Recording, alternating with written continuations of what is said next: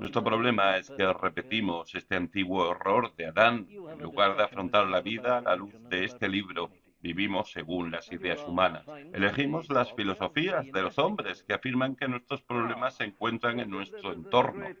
No, mi problema es que no he estado obedeciendo la ley de Dios. Dios me ha dicho claramente lo que quiere que haga en los 10 mandamientos, en la ley moral, en el Sermón del Monte, en toda la enseñanza de los evangelios y las epístolas. El llamamiento a vivir la vida a la manera de Dios ha estado en la enseñanza de la Iglesia en todas las épocas y todos los siglos. Ahora bien, la pregunta que debemos plantearnos es, ¿estoy haciendo todo lo posible, todo lo que está en mi mano para vivir a la manera de Dios? Porque, según la Biblia, la causa inicial de todos nuestros problemas y enfermedades es la fatal idea de que sabemos cómo vivir la vida de una manera mejor a la indicada por Dios. Que cada hombre se examine a sí mismo.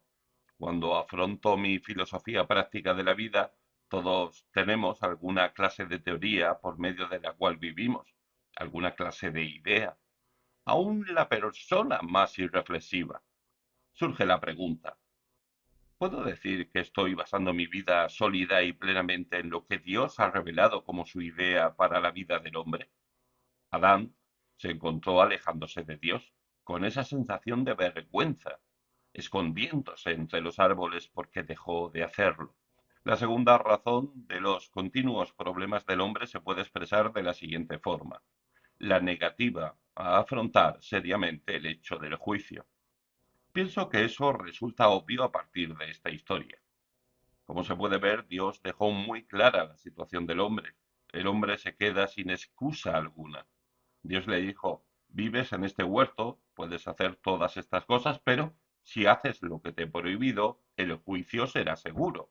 Como Dios tenía ese derecho por ser el creador del hombre, lo puso bajo la ley, anunció su juicio y por tanto el hombre no tenía excusa alguna. Dios ha dicho al hombre desde el principio que le considera responsable. Dios creó al hombre como ser responsable porque le dotó de ciertas cualidades que él mismo poseía. Le creó capaz de entender la mente de Dios y por ese motivo lo sometió a la ley. Le hizo responsable y anunció el hecho del juicio. ¿Por qué llegó a ser desgraciado el hombre? Qué obvia es la respuesta. No se tomó en serio el hecho del juicio. El tentador vino y dijo, no creerás en eso, ¿verdad? Simplemente escúchame y tendrás una vida mucho mejor. No debes temer consecuencia alguna. Dios solo intenta asustarte. Haz como te digo, serás completamente feliz y tendrás este maravilloso conocimiento y entendimiento. Serás como un Dios. El hombre lo creyó y el juicio cayó, y los hombres y las mujeres han cosechado las consecuencias desde entonces. Pero el hombre sigue cometiendo su error. Encontramos la misma historia más adelante en el relato del diluvio. Allí Dios comenzó a advertir al mundo, pero el mundo se burló del mensaje y pensó que era gracioso que fuera a haber un juicio. Noé predicó durante 100 años, pero el hombre no escuchaba, y así cayó el juicio y vino el diluvio. Sigamos adelante y encontraremos lo mismo en Sodoma y Gomorra. Aunque Lot exhortó a sus contemporáneos, el juicio se anunció y tuvo lugar. Es toda la historia del Antiguo Testamento. Dios ha anunciado juicio a través de sus siervos y profetas. Dijo que el camino de los transgresores es duro. Proverbios 13:15. No hay paz, dijo mi Dios, para los impíos. Isaías 37:21. Sufrirás si no escuchas a Dios. Es lo que se le dijo a los hijos de Israel al entrar en Canaán, pero se negaron a escuchar y sobrevino el juicio.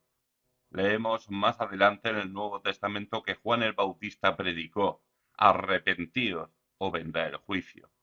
Jesús de Nazaret predicó exactamente el mismo mensaje. Durante 3 años advirtió a la nación, les dijo que era la última palabra.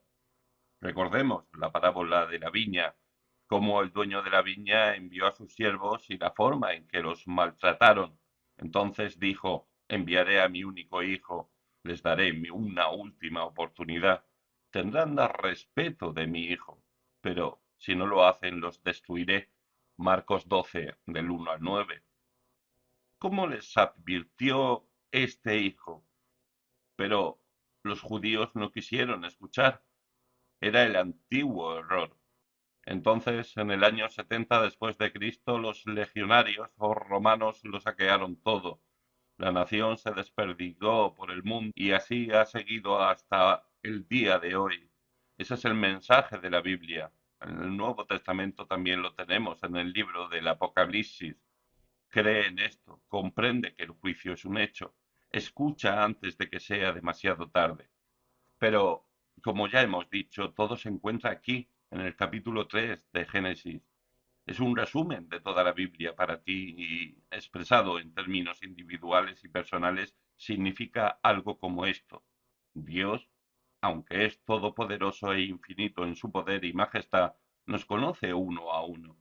Lo siguiente que se hace obvio es que Dios ve todo lo que hacemos, es omnisciente, es omnipresente. No hay nada que hagamos que Dios no vea y de lo que no sepa todo. Conoce nada de nuestras acciones. Esta palabra de Dios, como dice el autor de la epístola a los Hebreos, penetra hasta partir el alma y espíritu, las coyunturas y los tuétanos. Hebreos 4:12. Ese es el Dios que tenemos.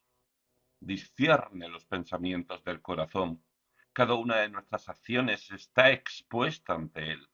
¿Puede creer alguien algo así? Querido Señor, usted debiera haber predicado hace años eso. Hoy en día nadie cree en eso. Te pregunto, ¿ha cambiado Dios? ¿Puedes negar que nos conoce uno a uno? Lo creas o no, este es el mensaje de la Biblia. Vendrá un tiempo en la vida de todos nosotros en que de pronto escucharemos su voz y esto es lo que nos dirá esa voz. ¿Dónde estás tú?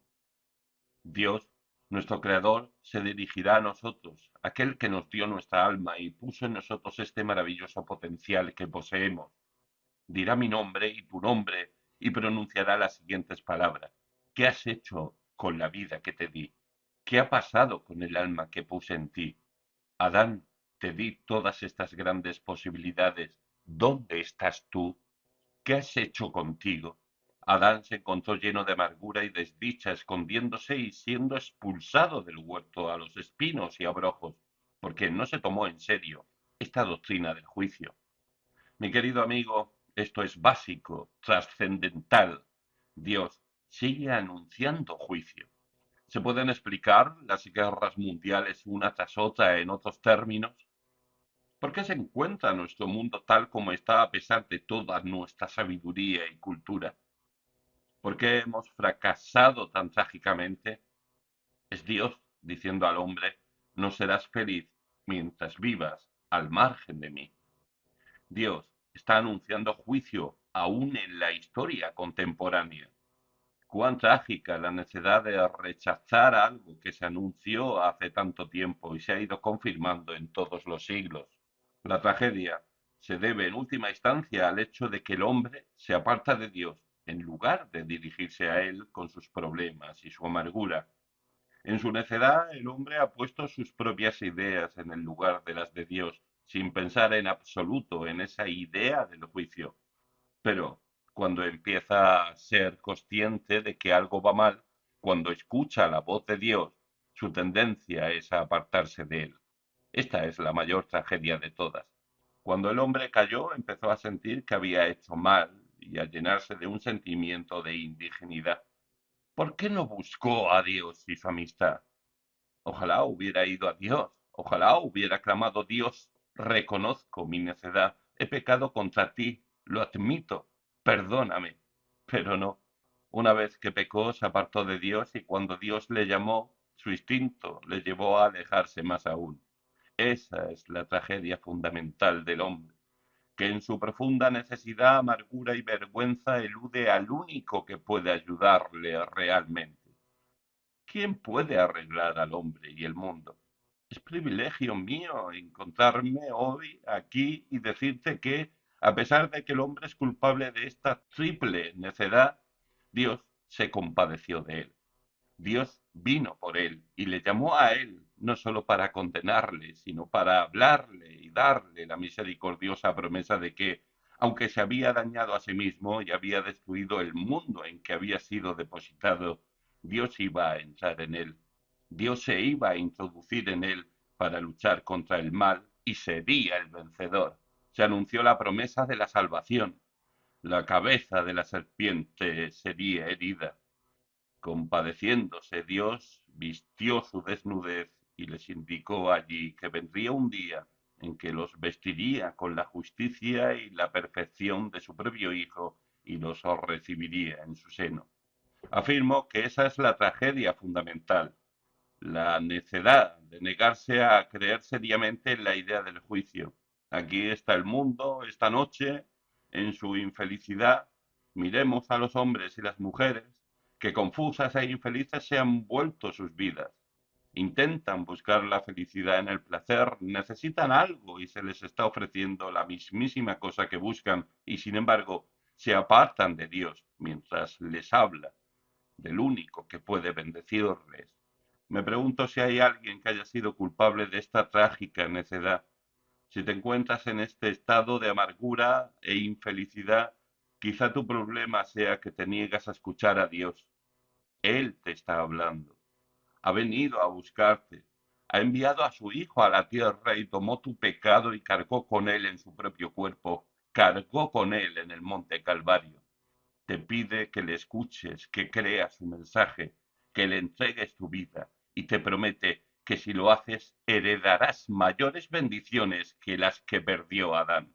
Que Dios nos conceda la gracia para ver nuestra necesidad de vivir nuestra vida tal como nos dicta y el discernimiento para saber a dónde nos dirigimos, a una muerte y un juicio ciertos, pero, por encima de todo, que escuchemos la voz de Dios llamándonos a aceptar este don gratuito de la salvación en Jesucristo su Hijo.